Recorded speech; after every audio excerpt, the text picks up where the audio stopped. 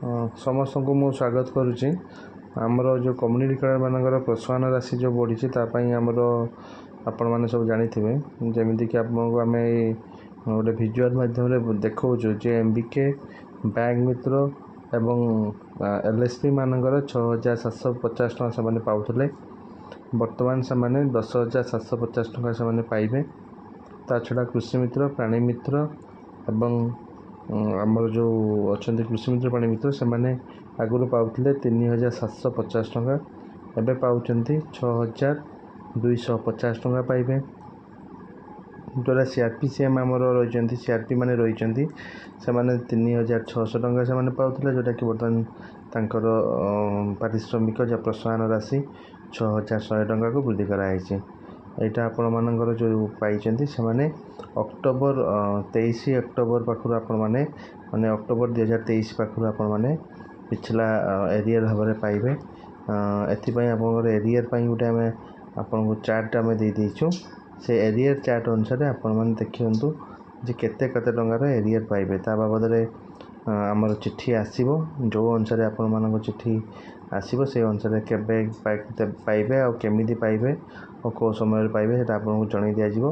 ତ community card ମାନଙ୍କୁ ପାଇଁ ଯେଉଁ ପ୍ରୋତ୍ସାହନ ରାଶି ଆପଣମାନଙ୍କୁ ଅକ୍ଟୋବର ପାଖରୁ ଯେଉଁ ମିଳିବ ସେଇଟା ଗୋଟେ ଆପଣଙ୍କୁ ଏରିୟର ହିସାବରେ ଆପଣଙ୍କୁ ମିଳିବ।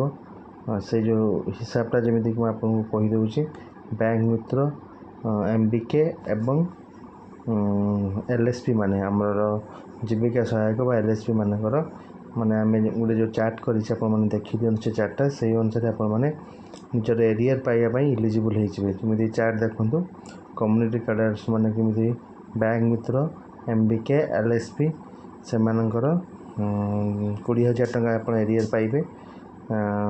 ଯେହେତୁ ଆପଣଙ୍କର ଫେବୃଆରୀ ପର୍ଯ୍ୟନ୍ତ ରହୁଛି ଆପଣଙ୍କର ଅକ୍ଟୋବର 2023ରୁ ଫେବୃଆରୀ ପର୍ଯ୍ୟନ୍ତ। ସେଇଭଳିଆ କୃଷି ମିତ୍ରମାନଙ୍କର ଦେଖନ୍ତୁ, କୃଷି ମିତ୍ରମାନଙ୍କର ସେମିତି ସେମାନେ ପାଇବେ ପାଉଥିଲେ 3,750 ଟଙ୍କା, ଏବେ ପାଇବେ 6,250 ଟଙ୍କା, ଯେଉଁଟାକି 12,500 ଟଙ୍କା ତାଙ୍କର ହେଉଛି 5 ମାସରେ।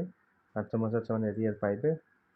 ତା ସଙ୍ଗେ ସଙ୍ଗେ CRP ମାନେ ପାଉଥିଲେ 3,600 ଟଙ୍କା, ଏବେ ପାଇବେ 6,100 ଟଙ୍କା। ତାଙ୍କର ବି 2,500 ଟଙ୍କା ଲେଖାଏଁ ବର୍ଦ୍ଧିତ ଏରିୟର ପାଉଛନ୍ତି। 5 ମାସକୁ ସେମାନେ 12,500 ଟଙ୍କା ପାଇବେ। ତ ଓଭରଅଲ୍ ଆପଣଙ୍କର ଏଇ ହିସାବରେ ଆପଣମାନେ ଏରିୟର ଆଉ କେତେ ଟଙ୍କା ପାଇବେ ଆଉ କେତେ ଟଙ୍କା ପାଉଥିଲେ ତାର ହିସାବ ଆମେ ଆପଣଙ୍କୁ ଜଣାଇଦେଲୁ। ଆଉ ଯେତେବେଳେ ଆପଣଙ୍କ ନୂଆ ଅପଡ଼େଟ୍ ଆସିବ, କିଛି ଚିଠି ଆସିବ, ସେ ପାଇଁ ଆପଣମାନଙ୍କୁ ଆମେ ଗୋଟେ ଭଲ ମାନେ ନୂଆ ଭିଡ଼ିଓରେ ଆପଣମାନଙ୍କୁ ଜଣାଇଦେବୁ। ଧନ୍ୟବାଦ।